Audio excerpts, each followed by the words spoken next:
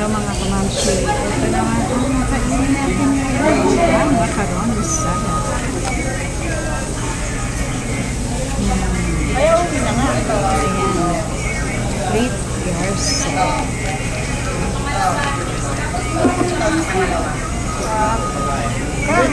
Hirap dito sa kayo magpunong talaga. Hanggang dito sa preto, tigil-tigil niya. Ayaw mo yan. Ilawin na nga. Ayun na. Hindi nila kasundo. Hindi nila kasundo. Hindi naman kasi ano naman. Kaya lang mo niya gusto. Kaya sila ano na, hindi nakatulog. Kain guys. Panila. Macaron ng Wendy's. Mag-alala na kabila eh. Dala na yung sa sila Diyos.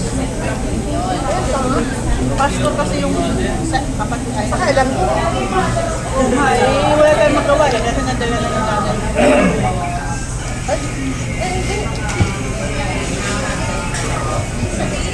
Pwede ko masabihin, hindi lang. Hindi lang katulad ko. Sa katulad ko, dapat hindi ka malagay.